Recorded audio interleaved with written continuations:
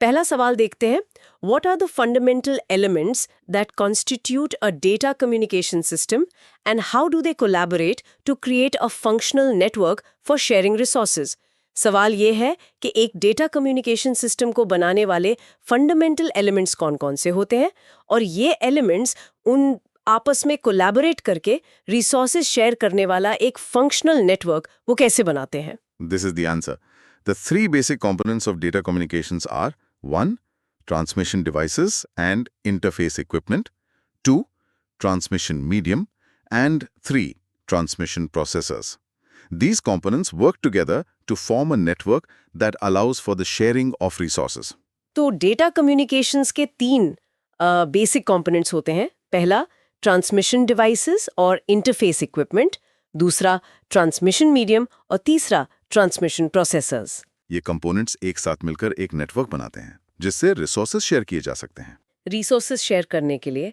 और ये काम कैसे करते हैं मिलकर?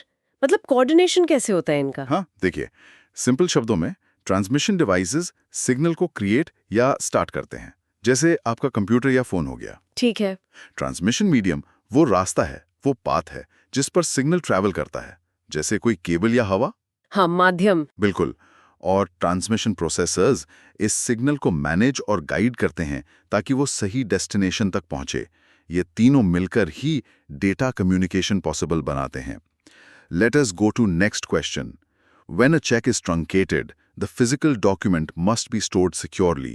According to the regulations, who is responsible for keeping the original paper check after its electronic image has been created? अगला सवाल चेक ट्रंकेशन से जुड़ा है। जब एक चेक ट्रंकेट किया जाता है तो उसके फिजिकल डॉक्यूमेंट को सिक्योरली स्टोर करना जरूरी होता है। रेगुलेशंस के अनुसार चेक की इलेक्ट्रॉनिक इमेज बनने के बाद ओरिजिनल पेपर चेक को रखने की रिस्पॉन्सिबिलिटी किसकी होती है? Let us see the answer.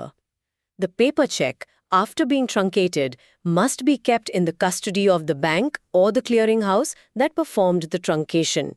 इसका जवाब है कि चेक ट्रंकेट होने के बाद उसका पेपर वर्जन उस बैंक या क्लियरिंग हाउस की कस्टडी में रखा जाना चाहिए जिसने ये ट्रंकेशन प्रोसेस किया है। अच्छा, जिसने ट्रंकेट किया वही रखेगा। हाँ, ये इसलिए महत्वपूर्ण है क्योंकि लीगल या ऑडिट रिक्वायरमेंट्स के लिए कभी भी ओरिजिनल फिजिकल चेक की जरूरत पड़ सकती है। सही है। और ये फ्रॉड प्रिवेंशन में भी मदद करता है और ट्रांजैक्शन की ऑथेंटिसिटी वेरीफाई करने का एक प्रूफ रहता है, physical proof. Now we can discuss next question. In data transmission, various physical media are used to carry signals between computers. What are the three primary types of terrestrial cables commonly employed for this purpose? अब बात करते हैं data transmission media की। Computers के बीच signals carry करने के लिए कई तरह के फिजिकल मीडिया यूज होते हैं।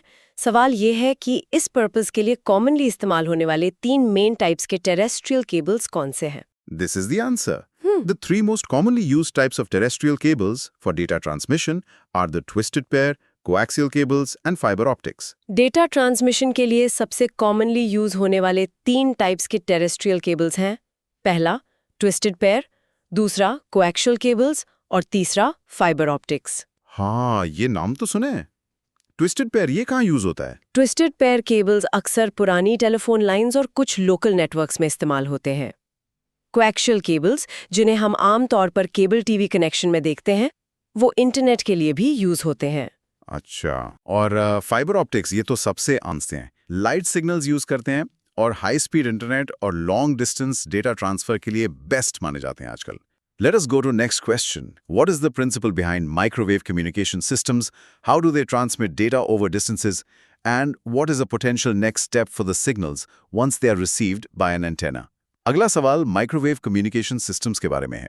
इनके पीछे क्या प्रिंसिपल काम करता है? ये लॉन्ग डिस्टेंसेस पर डेटा कैसे ट्रांसमिट करते हैं? और जब सिग्नल्स एंटेना द्वारा रिसीव कर लिए जाते हैं तो उनका पोटेंशियल नेक्स्ट स्टेप क्या हो सकता है? Let us see the answer. Microwave systems utilize high-frequency radio signals to carry information by modulating radio waves. The signals are sent via beams between antennae, amplified and retransmitted along the route, and may also be passed on to communication satellites. तो microwave systems high frequency radio signals का इस्तेमाल करते हैं। ये radio waves को modulate करके information carry करते हैं। मॉड्यूलेट करके, हाँ। सिग्नल्स को लाइन ऑफ साइट में एंटीना के बीच बीम्स के जरिए भेजा जाता है।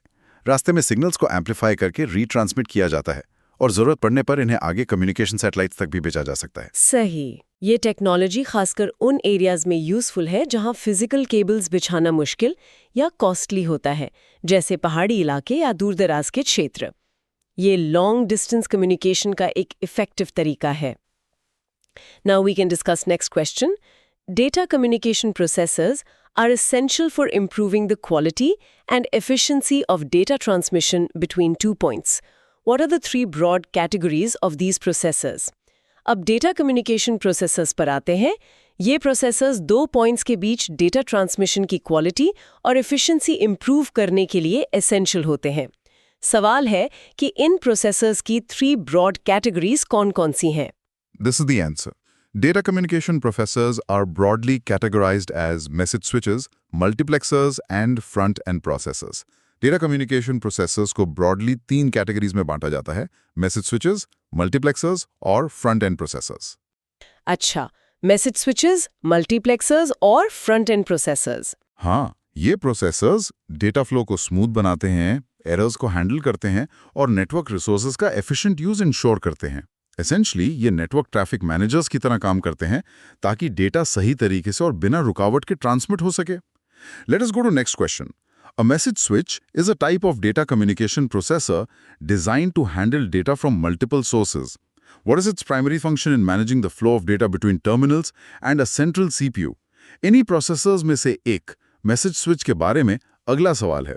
ये एक डेटा कम्युनिकेशन प्रोसेसर है जो मल्टीपल सोर्सेस से आने वाले डेटा को हैंडल करने के लिए डिजाइन किया गया है। टर्मिनल्स और सेंट्रल सीपीयू के बीच डेटा फ्लो को मैनेज करने में इसका प्राइमरी फंक्शन क्या होता है? Let us see the answer. A message switch stores and forwards data from numerous terminals over a single channel by receiving the data, queuing it and then routing it to the CPU one at a time. Message switch का main काम है store and forward करना। Store and forward, हाँ। ये multiple terminal से data receive करता है, उसे टेम्परेली स्टोर करता है, मतलब क्यू में रखता है, और फिर एक-एक करके सिंगल चैनल के जरिए सेंट्रल सीपीयू तक राउट करता है। अच्छा, तो एक तरह से ट्रैफिक मैनेजमेंट। बिल्कुल, ये टेक्निक नेटवर्क कंजेशन को मैनेज करने में बहुत हेल्पफुल है, खासकर तब जब सीपीयू एक साथ बहुत सारे रिक्वेस्ट हैंडल नहीं कर सकता। ये इंश्योर करता है कि डेटा ऑर्डरली फैशन में प्रोसेस हो। Now we can discuss next question. A multiplexer is a device that enhances the efficiency of a communication channel. What is its fundamental purpose in data transmission? And what happens to the combined data stream at the receiving end? अगला device है multiplexer, जो communication channel की efficiency बढ़ाता है। सवाल है कि data transmission में इसका फंडामेंटल पर्पस क्या है और रिसीविंग एंड पर कंबाइंड डेटा स्ट्रीम का क्या होता है? This is the answer. A multiplexer enables more than one signal to be sent simultaneously over a single physical channel by combining inputs into one data stream. This high-speed stream is then demultiplexed at the receiving end. Multiplexer का fundamental purpose है multiple input signals को combine करके एक single physical channel पर simultaneously भेजना। अच्छा, एक ही channel पर कई सारे सिग्नल्स। हाँ, बिल्कुल। ये इनपुट्स को एक हाई स्पीड डेटा स्ट्रीम में कंबाइन करता है। रिसीविंग एंड पर एक कॉरेस्पॉन्डिंग डिवाइस, जिसे डीमल्टीप्लेक्सर कहते हैं, इस कंबाइंड स्ट्रीम को वापस ओरिजिनल इंडिविजुअल सिग्नल्स में सेपरेट कर देता है। ठीक है। इससे चैनल कैपेसिटी का ऑप्टिमल यूज होता है। सोचिए, एक ही हाईवे पर मल्टीपल लेन्स बनाकर ट्रैफिक फ्लो इंप्रूव करने जैसा है ये, जिससे इंफ्रास्ट्रक्चर कॉस्ट बचती है। Let us go to next question. What is the main objective of a front-end processor, FEP, in a computer network? And how does it benefit the host computer's performance? अब बात करते हैं front-end processor या FEP की। Computer network में FEP का main objective क्या होता है और ये होस्ट कंप्यूटर की परफॉर्मेंस को कैसे बेनिफिट पहुंचाता है? Let us see the answer. The purpose of a front-end processor is to offload tasks like managing peripheral devices, error detection, and message handling from the host computer. This frees the host computer to dedicate its CPU to processing application programs. Front-end processor FEP का main objective होता है host computer, मतलब main computer से communication related task का बोझ हटाना। अच्छा, offload करना। हाँ, ये tasks जैसे peripheral devices, जैसे terminals, printers को manage करना, डेटा ट्रांसमिशन में एरर डिटेक्शन करना, मैसेज हैंडलिंग वगैरह FEP संभालता है। तो होस्ट कंप्यूटर क्या करता है फिर? इसका फायदा ये होता है कि होस्ट कंप्यूटर की CPU प्रोसेसिंग पावर फ्री हो जाती है और वो कोर एप्लीकेशन प्रोग्राम्स को रन करने पर फोकस कर सकती है, जिससे ओवरऑल सिस्टम परफॉर्मेंस इंप्रूव होती है। इसेंशियली ये होस्ट कंप्यूटर का असिस्टेंट है जो कम्युनिकेशन टास्क्स हैंडल करता है। Now we can discuss next question. In data communications, the direction of signal flow between devices is defined by different transmission modes. What is the defining characteristic of a simplex transmission and what is a common real-world example of this mode? चलिए अब data transmission modes पर आते हैं। Devices के बीच signal flow की direction को अलग-अलग transmission modes define करते हैं। सवाल है कि सिंप्लेक्स ट्रांसमिशन की डिफाइनिंग कैरेक्टरिस्टिक क्या है और इसका एक कॉमन रियल वर्ल्ड एग्जांपल क्या है? This is the answer. A simplex transmission allows data to be sent in only one direction. The sender cannot receive and the receiver cannot send. A commercial radio broadcast is an example of a simplex transmission. Simplex transmission की defining characteristic ये है कि इसमें data सिर्फ एक ही direction में flow कर सकता है. Sender सिर्फ send कर सकता है, receive नहीं कर सकता, और receiver सिर्फ receive कर सकता है, send नहीं कर सकता. मतलब one way traffic. बिल्कुल, one way street जैसा. इसका सबसे कॉमन रियल वर्ल्ड एग्जाम्पल है कमर्शियल रेडियो या TV broadcast. Radio station broadcast करता है और हम सुनते हैं। हम वापस रेडियो स्टेशन को उसी चैनल पर ट्रांसमिट नहीं कर सकते। Let us go to next question. Data transmission can occur in both directions between two devices, but the timing can differ. Let's go to next question. Data transmission can occur in both directions between two devices, but the timing can differ. What is this transmission called? Can you provide an example of a device that operates in this mode? अगला सवाल उस transmission mode के बारे में है जहां data transmission दो devices के बीच दोनों डायरेक्शंस में हो सकता है, लेकिन टाइमिंग डिफर कर सकती है। इस ट्रांसमिशन को क्या कहते हैं और क्या आप इस मोड में ऑपरेट करने वाले किसी डिवाइस का एग्जाम्पल दे सकते हैं? Let us see the answer. It is called half duplex transmission. It permits data movement in both directions but only one direction at a time. A walkie-talkie is an example of a half duplex system. इस transmission mode को half duplex transmission कहा जाता है। इसमें data दोनों directions में move कर सकता है, लेकिन एक टाइम पर सिर्फ एक ही डायरेक्शन में। अच्छा, एक बार में एक ही तरफ। हाँ, मतलब जब एक डिवाइस ट्रांसमिट कर रहा होता है तो दूसरा सिर्फ रिसीव कर सकता है और वाइस वर्सा। इसका क्लासिक एग्जाम्पल है वॉकी टॉकी। हाँ, वॉकी टॉकी। वॉकी टॉकी पर बात करते समय एक पर्सन बोलता है ट्रांसमिट, जबकि दूसरा सुनता है रिसीव। दोनों एक साथ नहीं बोल सकते, उन्हें टर्न लेना पड़ता है। वो कहते हैं ना, ओवर एंड आउट। बिल्कुल वैसा ही। Now we can discuss next question. What is the key feature of a full duplex transmission mode that distinguishes it from simplex and half duplex? And how does this feature contribute to its efficiency? अब आते हैं full duplex transmission mode पर। इसकी key feature क्या है जो इसे simplex और half duplex से अलग करती है? और ये feature इसकी efficiency में कैसे contribute करती है? This is the answer.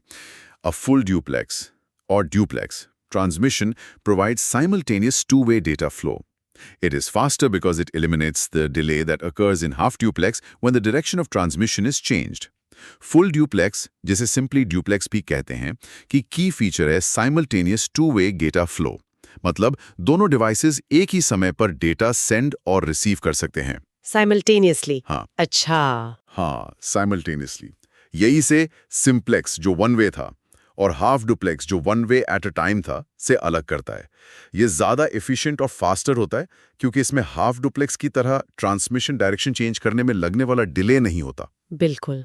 Telephone conversation इसका बेहतरीन एग्जाम्पल है जहां दोनों लोग एक ही साथ बोल और सुन सकते हैं। Let us go to next question.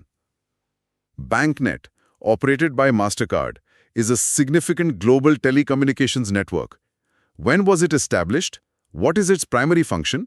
And what does it connect? अब कुछ स्पेसिफिक नेटवर्क्स की बात करते हैं। BankNet, जिसे मास्टरकार्ड ऑपरेट करता है, एक इंपॉर्टेंट ग्लोबल टेलीकम्युनिकेशंस नेटवर्क है। सवाल है कि इसे कब एस्टैब्लिश किया गया था, इसका प्राइमरी फंक्शन क्या है और ये किन एंटिटीज को कनेक्ट करता है। Established in 1997 and is operated by MasterCard to enable the authorization of credit card transactions worldwide. It links all MasterCard member banks and data processing centers into a single financial network. बैंकनेट 1997 में establish किया गया था और इसे Mastercard operate करता है। इसका primary function है दुनिया भर में मास्टरकार्ड क्रेडिट कार्ड ट्रांजैक्शंस को ऑथराइज करना। अच्छा, ऑथराइजेशन के लिए? हाँ, ये नेटवर्क सभी मास्टरकार्ड मेंबर बैंक्स और डेटा प्रोसेसिंग सेंटर्स को एक सिंगल यूनिफाइड फाइनेंशियल नेटवर्क में लिंक करता है। एसेंशियली जब कोई मास्टरकार्ड यूज करता है तो ट्रांजैक्शन की अप्रूवल इसी बैंकनेट नेटवर्क के थ्रू प्रोसेस होती है, चाहे वो दुनिया के किसी भी कोने में हो। मतलब ये ग्लोबल इलेक्ट्रॉनिक पेमेंट्स के लिए बैकबोन जैसा है? बिल्कुल, बैकबोन की तरह। Now we can discuss next question. The Indian Financial Network, Infinet, was established as a crucial data communication network for the country's banking sector. Who recommended its creation, and which organization, a subsidiary of the RBI, currently manages it? Bharat के financial network पर आते हैं। Indian financial network यानी infinite देश के banking sector के लिए एक क्रूशियल डेटा कम्युनिकेशन नेटवर्क के रूप में एस्टैब्लिश किया गया था। इसकी क्रिएशन किसने रेकमेंड की थी और करंटली इसे कौन सी ऑर्गेनाइजेशन मैनेज करती है जो आरबीआई की एक सब्सिडरी है? This is the answer. Infinet was set up as per the recommendations of the Saraf Committee. It is now managed by Indian Financial Technology and Allied Services, IFTAS, a wholly owned subsidiary of the Reserve Bank of India. Infinite की स्थापना Saraf committee की recommendations के base पर की गई थी। Saraf Committee. हाँ, currently इसे Indian financial technology and allied services मतलब IFTAS मैनेज करती है, जो रिजर्व बैंक ऑफ इंडिया की होली ओन्ड सब्सिडरी है। अच्छा, IFTS। ये नेटवर्क इंडियन बैंक्स और फाइनेंशियल इंस्टीट्यूशंस के बीच सिक्योर कम्युनिकेशन चैनल प्रोवाइड करता है, जो RTGS, NEFT जैसे क्रिटिकल पेमेंट सिस्टम्स और इंटर बैंक कम्युनिकेशन के लिए वाइटल है। ये इंडियन फाइनेंशियल सिस्टम की स्टेबिलिटी और सिक्योरिटी के लिए बहुत महत्वपूर्ण है। Let us go to next question. Gopher is an early internet protocol designed for information retrieval. What specific capability does this application layer protocol provide to users browsing the web? अब थोड़ा internet history में चलते हैं। Gopher एक early internet protocol था जो information retrieval के लिए डिजाइन किया गया था। ये application layer protocol web browse करने वाले यूजर्स को क्या स्पेसिफिक कैपेबिलिटी प्रोवाइड करता था? Let us see the answer. The Gopher protocol provides the ability to extract and view web documents that are stored on remote web servers. Gopher protocol users को remote web servers पर stored documents को extract और view करने की ability देता था। अच्छा, www से पहले का है ये? हाँ, ये वर्ल्ड वाइड वेब www के पॉपुलर होने से पहले इंटरनेट पर इंफॉर्मेशन एक्सेस करने का एक तरीका था। गोफर मूलतः एक मेन्यू ड्रिवन सिस्टम था। यूजर्स हायरार्किकल मेन्यूज के थ्रू नेविगेट करके इंफॉर्मेशन तक पहुंचते थे, आज के वेब की तरह हाइपरलिंक्स पर क्लिक करके नहीं। Menu based? हाँ, टेक्स्ट बेस्ड था और www के ग्राफिकल इंटरफेस से काफी डिफरेंट था। Now we can discuss next question. The world wide web WWW is a fundamental service of the internet that revolutionized access to information. What is the primary function of this facility and how does it allow individuals to share information globally? और आखिर में बात करते हैं world wide web WWW की। ये internet की एक फंडामेंटल सर्विस है जिसने इंफॉर्मेशन एक्सेस को रेवोल्यूशनाइज कर दिया। इसका प्राइमरी फंक्शन क्या है और ये इंडिविजुअल्स को ग्लोबली इंफॉर्मेशन शेयर करने की फैसिलिटी कैसे देता है? This is the answer. The World Wide Web organizes internet resources to make information access easy through linked documents. Anyone can share information by creating their own web pages. World wide web का primary function है internet पर मौजूद vast resources को interconnected documents यानी web pages के जरिए organise करना, जिससे इंफॉर्मेशन एक्सेस करना बहुत इजी हो जाए। लिंक्ड डॉक्यूमेंट्स मतलब हाइपरलिंक्स। हाँ, इसकी की इनोवेशन है हाइपरटेक्स्ट और हाइपरलिंक्स, जो यूजर्स को सीमलेसली एक डॉक्यूमेंट से दूसरे रिलेटेड डॉक्यूमेंट में नेविगेट करने देते हैं। और ये सिर्फ इंफॉर्मेशन एक्सेस करने के लिए नहीं है, कोई भी व्यक्ति अपने वेब पेज बनाकर ग्लोबली इंफॉर्मेशन शेयर कर सकता है। सही बात है। इसने इंफॉर्मेशन डिसेमिनेशन को ट्रूली डेमोक्रेटाइज कर दिया है।